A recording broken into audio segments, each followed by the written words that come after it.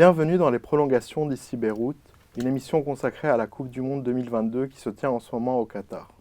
Pour débattre des tours finaux de cet événement et de toute la compétition en général, je reçois aujourd'hui Makram Haddad, chef du service des sports d'ici Beyrouth.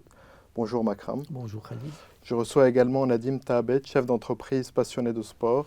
Bonjour Nadim. Bonjour Khalid. Et Najib Boulos, chroniqueur sportif à ici Beyrouth. Bonjour Najib. Alors messieurs, déjà j'aimerais revenir sur les demi-finales. Déjà la première demi-finale Argentine-Croatie. Qu'est-ce qui a fait la différence pour l'Argentine selon vous?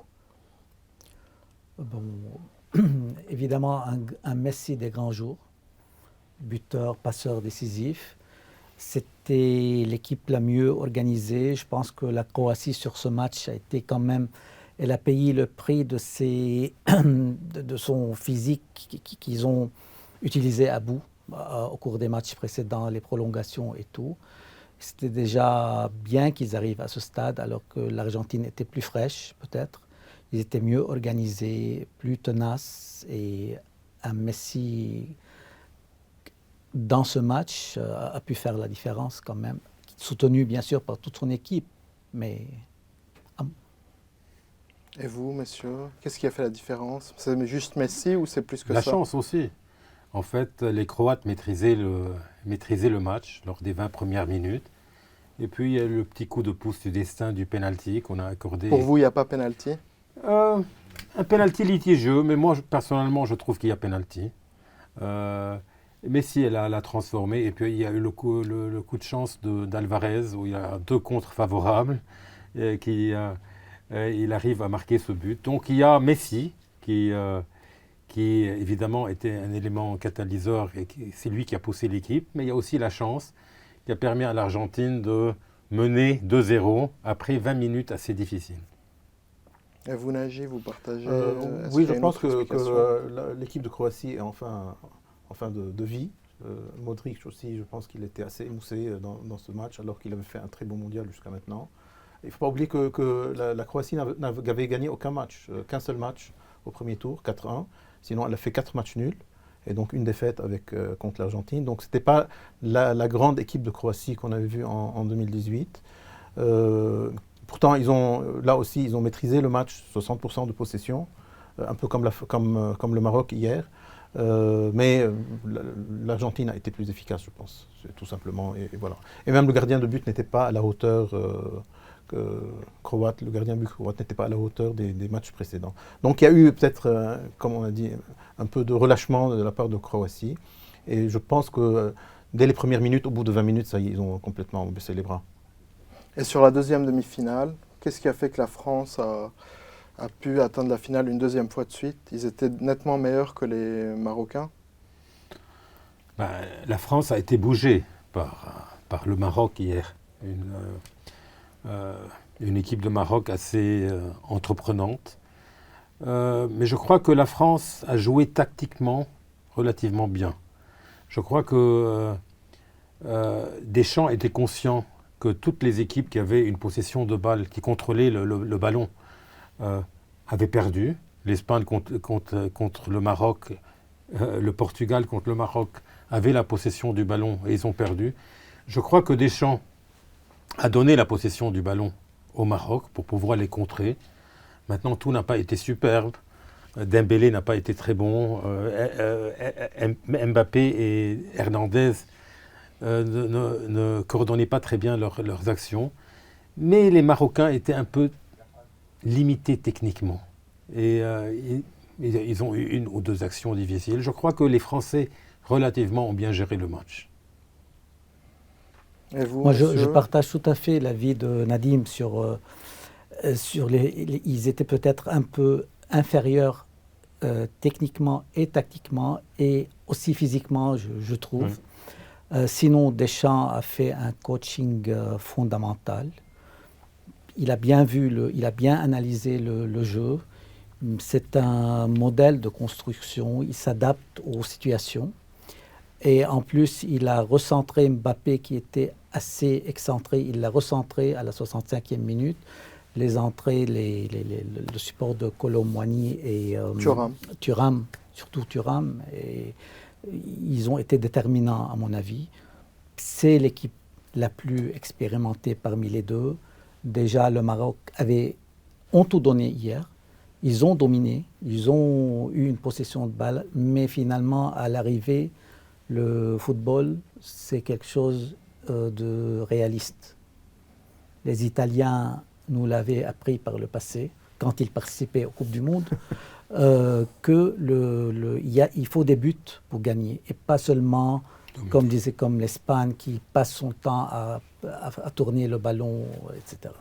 Donc, c'était l'équipe qui était la plus forte quand même hier, et qui voulait la victoire le plus. Sur la France, Naji, je sais que vous êtes un grand fan des Oui. Bleus. Bon, on a eu quand même des sueurs chaudes hier, des sueurs froides, pardon.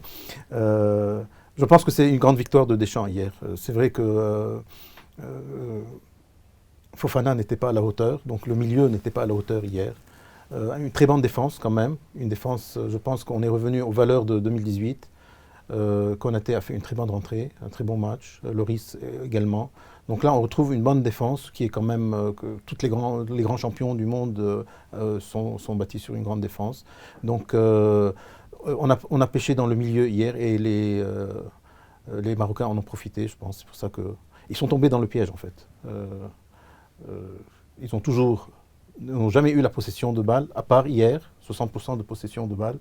Deschamps leur a fait un piège, ils sont tombés dedans, et donc c'est comme ça qu'ils ont maîtrisé le match. Et comme il a dit, le coaching était parfait, en faisant entrer Thuram pour libérer un peu Mbappé au milieu et fermer un peu l'axe gauche. Donc voilà, à la fin, pour une fois, c'est les Français qui gagnent, et ils n'ont pas maîtrisé complètement la partie, mais ils ont fait du beau jeu finalement. Messieurs, sur Messi, ça fait plusieurs années, on compare beaucoup Maradona et Messi. Est-ce que Messi est l'égal de Maradona ou pas encore, vu qu'il n'a jamais gagné de Coupe du Monde? Est-ce que vous pensez que ce qui manque au final à Messi pour être l'égal et meilleur que Maradona dans l'inconscient et pour les médias, les observateurs, c'est de gagner cette Coupe du Monde? C'est tout ce qui lui manque selon vous? Évidemment, Maradona a joué 2 finales. On a gagné une, perdu On a gagné une. Messi va jouer une 2e finale. On verra s'il va gagner la 2e finale. Messi a marqué plus de buts que Maradona.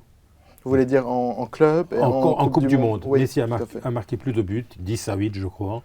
Bien que Maradona ait disputé plus de rencontres que Messi, 27, 24 je crois.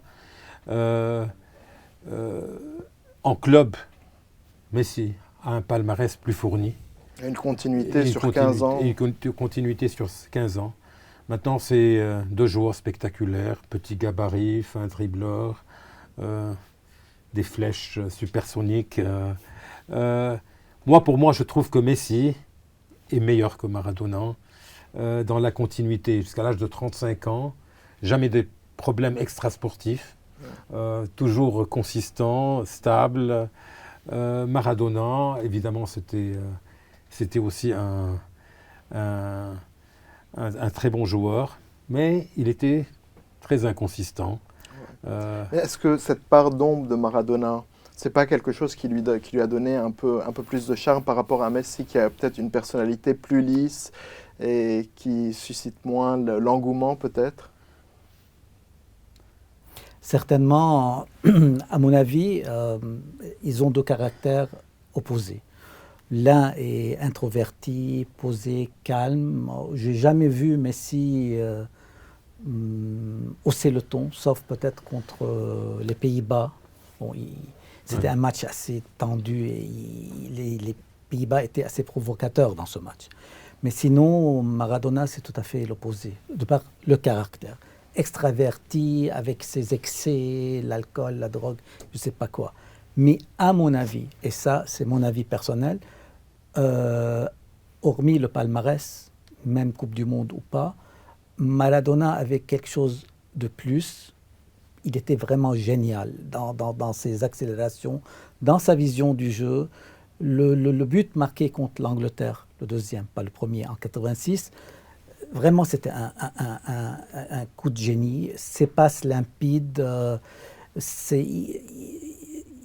à mon avis, il évoluait un cran au-dessus de Messi, presque l'égal de Pelé, un petit peu moins que Pelé, mais entre Messi et Pelé, à mon avis. Donc pour moi, c'était un joueur carrément extraordinaire à regarder, admirer, à déguster, je dirais. Et on en vient sur aujourd'hui, la comparaison entre les deux meilleurs joueurs, Mbappé et Messi, donc la finale va les opposer. Est-ce que si Mbappé gagne sa deuxième Coupe du Monde, on pourra déjà le mettre dans la cour des très grands, avec, je pense avec des joueurs comme Pelé, Maradona et Messi? C'est un combat exceptionnel, je l'avais dit la dernière fois. Un grand joueur va gagner cette Coupe du Monde. Ça aurait pu être Neymar, ça aurait pu être Ronaldo. Finalement, ça va être soit Messi, soit Mbappé. Mbappé, il n'a que 23 ans, 24 ans bientôt. Donc il a encore 2-3 chances de briller au plus haut niveau. Je pense que oui, il y a un potentiel énorme. C'est soit la maturité qui gagne, soit la jeunesse qui gagne le dimanche. Ma préférence irait pour Mbappé, c'est sûr, mais je ne serais pas fâché si Messi gagne sa première Coupe du Monde. Mais je pense que c'est... Là, pour moi, Mbappé va sûrement devenir un des plus grands joueurs au monde d'ici la fin de sa carrière. Les précédents entre Mbappé et Messi, que ce soit à la Coupe du Monde 2018 ou le match entre le PSG et le Barça il y a 2 ans, ont systématiquement tourné en faveur de Mbappé. Est-ce que vous pensez que ça va également être le cas dimanche? Vous savez, ça dépend du système. En 2018, Messi jouait comme avant-centre. Là, il joue plutôt comme meneur de jeu avançant. Donc la tactique que Scaloni utilise pour mettre Messi en avant était différente en 2014 qu'elle est en 2018 qu'elle est cette année. Donc ça dépend du système de jeu. Ça dépend comment ils vont organiser leur attaque. Probablement, Messi sera différent cette année qu'il l'était en 2018. Donc ça va être difficile. Et tu es bien placé pour savoir que statistiquement, 2 matchs uniquement, ce n'est pas vraiment représentatif. Donc en 2018, il a fait un super match Mbappé avec ses accélérations dès la 10e minute. Et c'est vrai qu'en même temps, Messi jouait comme un numéro 9, un vrai avant-centre. Là maintenant, il joue derrière, il a un double devant, et lui derrière, il peut mieux contrôler le jeu, orienter le jeu et faire la différence. Donc c'est vraiment, il faut tous les deux qu'ils soient dans un très grand jour pour vraiment savoir qui est le meilleur. Et je pense que ça va se jouer à pas grand-chose à la fin. Ouais. La clé, c'est un des 2 joueurs, je pense. Autant Messi monte, peut-être qu'il va avoir un coup de fatigue à la finale. Mbappé, c'est le contraire. Il a fait un très bon premier tour et puis il s'est éteint contre l'Angleterre et contre le Maroc hier. Donc, après, quand Mbappé est éteint par les joueurs adverses, ça ouvre des brèches aussi. Exactement, voilà. C'est ça la force de la France. Mais il ne faut pas oublier aussi que les Argentins sont un peu revanchards aussi. Parce qu'après le 8e de finale en 2018, peut-être qu'ils veulent leur grande revanche. Oui, bien sûr. Mais Mbappé, c'est pas... Au premier tour, au 8e de finale, il était peut-être un peu trop individualiste. Là maintenant, il joue au service du collectif et ça a porté ses fruits. Il a été à l'origine. Oui, c'est sûr. Il s'est transformé en passeur maintenant. Donc, à tous les coups, ça va être un grand match à regarder. Bon, la rencontre va être tactiquement d'un niveau très élevé, mais ça va se débrider au fil du jeu, et un but assez précoce d'une de ces 2 équipes va complètement lancer la rencontre. Sur le parcours du Maroc, donc une équipe arabe en demi-finale de la Coupe du Monde, c'est une première. Qu'est-ce que vous avez pensé de leur parcours? Est-ce que c'est juste? Est-ce qu'ils ont eu un peu de réussite pour en arriver là? Ou est-ce que le foot marocain est vraiment parmi les meilleurs footballs au monde? À mon avis, c'est ils ont eu un peu de réussite. Une équipe homogène, au meilleur de leur forme, les joueurs étaient bien. Ils évoluent tous dans des championnats européens. Ils sont presque tous nés en Europe. Même le gardien, il est canadien. Donc, une Coupe du Monde, c'est une équipe en forme, une équipe collective, un bon coach, une condition physique optimale pour avancer au fil des... Parce qu'une rencontre chaque 4 jours, ce n'est pas évident. La fatigue reste dans les jambes des joueurs. Donc, ils ont eu une belle réussite. Maintenant, est-ce que c'est représentatif d'un futur radieux pour le football arabe? On ne sait pas. Mais ce qui est sûr, c'est que ce qu'ils ont fait est déjà extraordinaire. Et à mon avis, ils seraient très heureux de disputer la 3e place, le match pour la 3e place, la petite finale, comme le sont précisément les Croates. Donc les demi-finales ont dégagé les 2 favoris qui se sont qualifiés pour la finale. Et les 2 autres sont très contents de disputer cette petite finale, contrairement aux éditions précédentes, parce qu'il y avait une énorme déception de perdre en demi-finale et de ne pas accéder à la finale. Là, cette fois, je pense que la logique a quelque part a triomphé et on va voir deux belles finales. Pour la 3e place et pour la Coupe du Monde, bien sûr. Et vous, messieurs, sur le football marocain, est-ce que c'est vraiment le fruit d'une politique Alors l'histoire démontre que comme la Turquie, par exemple, qui était arrivée en 3e place. En 2002. Oui, voilà, et la Corée du Sud également, que c'est des nations qui ne persévèrent pas dans leur succès. La Grèce, le Danemark, il y a beaucoup... Pendant les championnats d'Europe. Voilà, il y a beaucoup d'exemples de petites nations qui ont su percer durant une compétition et qui malheureusement n'ont pas pu continuer. J'espère pour le Maroc qu'ils pourront mettre l'infrastructure et surtout les investissements nécessaires derrière l'équipe nationale pour qu'ils puissent continuer dans cette voie. Parce qu'ils ont le potentiel. Là, on voit qu'il y a un potentiel énorme de joueurs un peu partout, comme Makram l'a dit, un peu partout en Europe. Quels joueurs marocains vous ont particulièrement plu, Nadim? Le gardien, jusqu'à hier, était excellent, Bono, qui a fait un...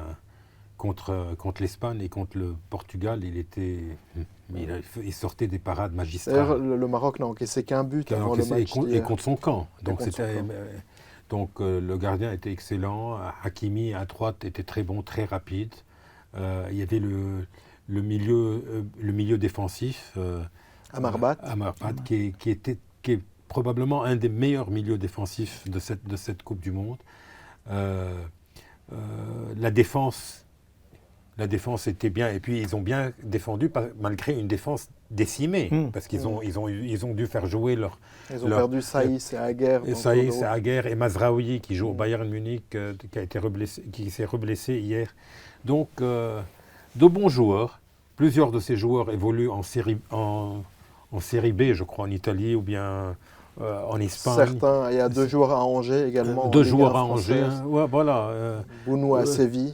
Voilà, et à Beşiktaş, il y a Romain Saïs. Donc c'est des joueurs qui jouent dans des équipes en fait assez moyennes, mais je crois que le coach là, a su créer une certaine solidarité. C'est une équipe qui a été façonné par Vahid Halilovic, en fait, qui a été remercié 3 mois avant le mondial. Il est venu, il a su créer une certaine solidarité autour de l'équipe, et ça a marché. Ça a marché. Mais je crois que, comme Nagy l'a dit, ils doivent persévérer parce que toutes les équipes qui sont comme la Turquie, la Corée du Sud, la Grèce, surtout en 2004, ça va être difficile pour eux. Messieurs, c'était le premier mondial arabe au Qatar, la première fois qu'un événement de cette ampleur a lieu dans un pays arabe. Est-ce qu'on peut parler de réussite de ce mondial sur différents aspects, d'abord le jeu, l'organisation? Comment vous l'avez trouvé ce mondial? À mon avis, il était très bon ce mondial, sur le point organisationnel, le jeu.